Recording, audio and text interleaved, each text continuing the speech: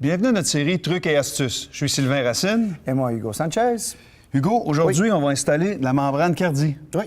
Mais surtout, ça, tout le monde connaît pas mal comment installer la membrane, mais on va surtout montrer comment chevaucher deux membranes, 2 pouces, sans que ça fasse trop une espèce de bosse puis que ça devienne dérangeant pour installer de la céramique, surtout mince. Oui. J'ai vu que tu as commencé avec un ciment blanc.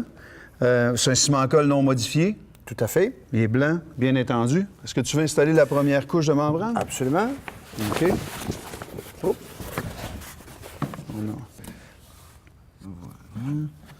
Donc, dans le fond, ce que tu fais, c'est tout simplement la déposer sur le mortier que tu as étendu. J'ai vu que tu as pris la truelle Schluter-Kerdi. Oui. Des petites dents carrées 1,8. Si tu veux bien me la passer. Voilà. S'il te plaît. Donc, on commence tout le temps du centre vers l'extérieur pour enlever les boules d'air.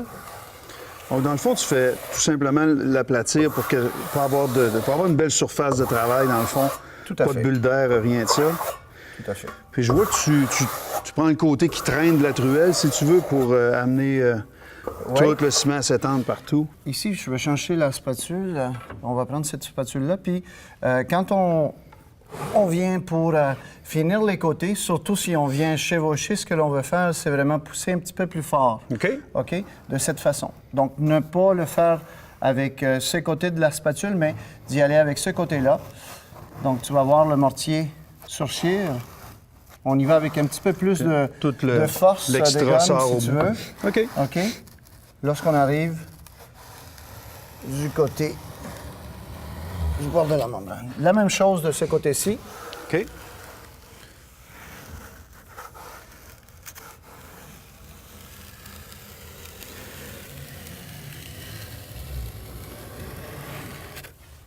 C'est tout. OK.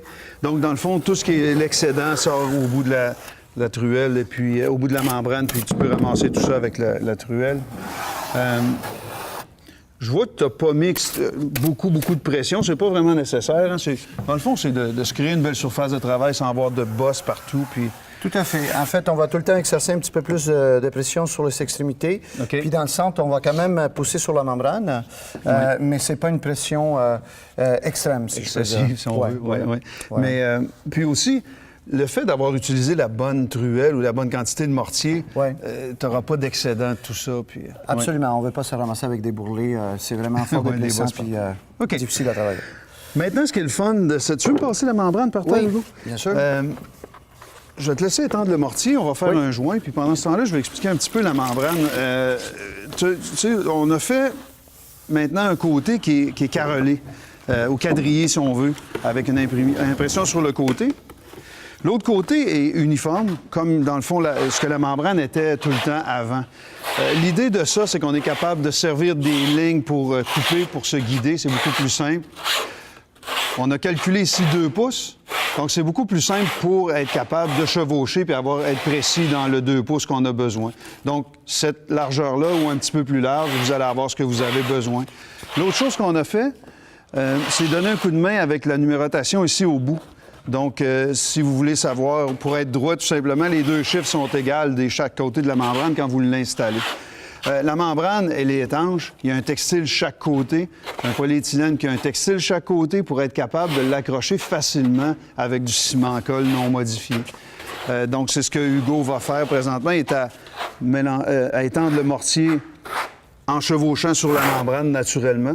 Vois-tu, on a le 2 pouces ici automatiquement, donc on a qu'à peiner ça va guider, oui. J'ai vu que tu as passé un coup de truelle plate sur le gyps avant. On aurait pu aussi passer une éponge. Oui, en fait, j'ai passé une éponge. Ah, tu l'as passé, je n'ai pas vu, je m'excuse. Donc, dans le fond, l'idée, c'est de donner un petit peu d'humidité à ce mortier-là pour être sûr, à ce panneau-là, pour être sûr que l'eau dans le ciment colle ne sorte pas trop rapidement, puis que ça reste avec une texture qui est intéressante à travailler, donc plus facile à étendre. Puis ça ne viendrait pas faire une peau dessus là, pour empêcher de coller notre membrane. Parfait. Voilà. Le ciment blanc, pourquoi on l'a utilisé? Il n'y a pas vraiment... Tu aurais pu utiliser un ciment gris aussi. Tout à fait. L'idée du ciment blanc, souvent, les grains sont plus fins.